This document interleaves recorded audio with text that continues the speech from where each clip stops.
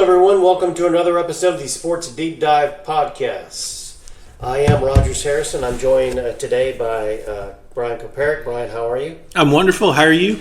I'm good. I'd like to remind everybody that the Sports Deep Dive Podcast is a Podbean podcast, and it is what, Brian? It looks at sports figures and personalities and franchises and...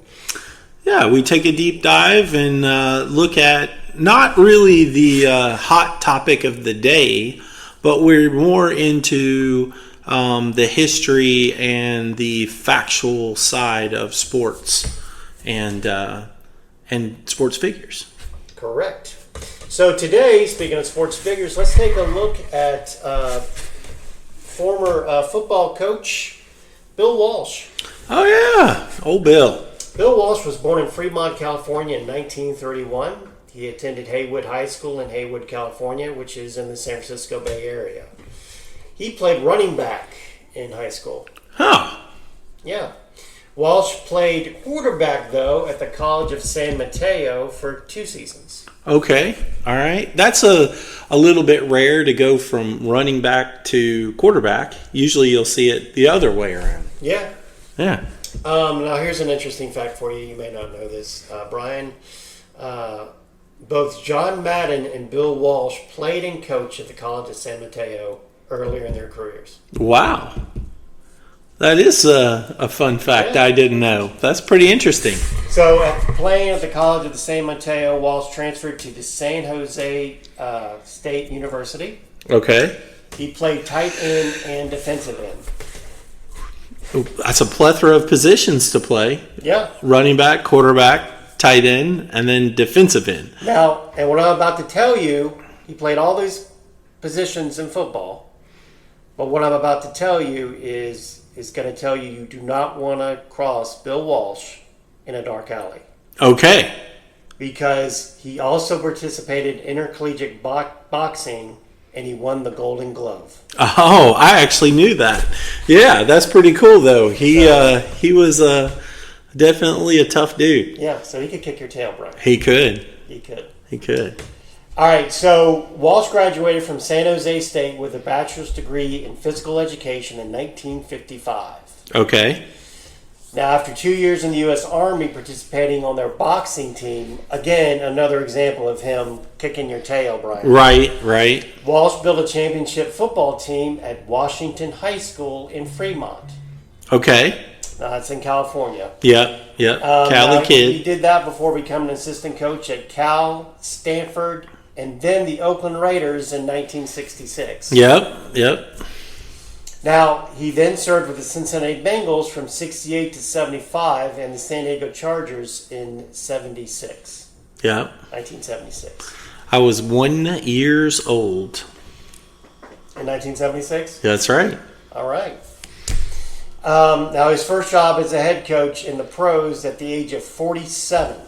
47, he's a head coach in the National Football League. Wow. It came in 1979 when the San Francisco 49ers named him the head coach and general manager. That's crazy. So, all right, so back then, and we've talked about this before, we've had, whether it's the NFL or whether it's Major League Baseball, but you had players or coaches that pulled double duty. Right. So, you were either an owner and a GM, or you're a GM and a coach, or you're a player manager, or whatever it was, right? Right. Now, we have found, hindsight, we've looked back and we've seen that maybe a coach, general manager is not a great combination. Not generally in history. Because the coach has a hard time splitting between the two. Right. Can't be, Usually they're terrible general managers. Right.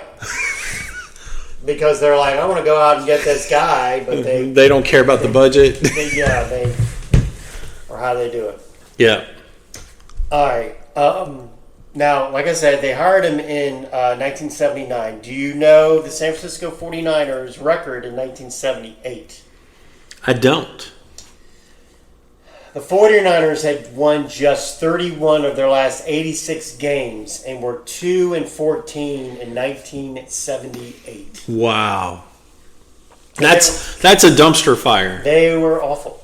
Yeah. They were awful. Which is funny for us today because that tells us that Bill Walsh created that franchise. Because totally. The 49ers today, even if they have a bad season... Are not that bad. Are not that bad, right. Yeah. And, they play in a pretty good division because they got the Rams and the Seahawks. That's right. Nipping at their heels. Constantly. And, the Cardinals, well, they're in their division too. We won't talk about them. All right, so you ready? I'm ready. Bill Walsh was up to that challenge because we all know he's a bad MF, right? Yeah. Yeah. And in just 3 years, he provided the 49ers with the first ever NFL championship, 26-21 victory over the Cincinnati Bengals in Super Bowl 16. Whew. 3 years from the bottom to the top. Yes. Yep. All right, now here you go. You ready? Yeah. 10 seasons as head coach of the San Francisco 49ers, Walsh compiled an impressive 102, 63, and 1 mark. Nice. Now that included 10 wins in 14 postseason games. Under Walsh, the 49ers won 6 NFC Western Division championships. That's not bad. And NFC titles in 1981, 1984, 1988. Those NFC titles were followed with victories in Super Bowl 16, Super Bowl 19, and Super Bowl 23. Woo. Which made the 49ers, by every measurement, the NFL team of the 1980s. Oh, 100%. People say, hey, there's a debate whether the Cowboys or the Steelers are the team of the 70s. Yeah. But there's no disputing San Francisco 49ers, Yep. team of the 80s. Yep. Well, 3 Super Bowls. That's not bad. No. Yeah. Nothing to shake a stick at. No. And what have you done? Yeah. Not that. Seriously. Exactly. Jeez. All right. In 7 of Walsh's last 8 seasons, so 7 of his last 8, 49ers won 10 or more games and appeared in the NFC playoffs. 49ers advanced to the NFC title game against the Washington Redskins in 83 and to the first playoff round in 85, 86, and 87. Walsh was named the NFL Coach of the Year in 81 and NFC Coach of the Year in 1984. Okay. Now, you're probably thinking, well, where did this all come from? Meaning, how did he develop his strategy? Well, I've got an answer for you, Brian. Oh, okay. While he was an assistant coach, Walsh developed a reputation for being a superb offensive coach who specialized in the passing game. Yeah, that's right. Now, listen to these quarterbacks he had as an assistant and as a head coach. You ready? All right. He had Ken Anderson of the Bengals. Okay. He had Dan Fouts of the San Diego Chargers. That's impressive. And Joe Montana Exactly. of the San Francisco 49ers. Yep.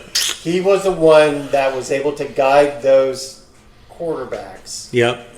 They consider him a quarterback whisperer. Yes. And he did play the position.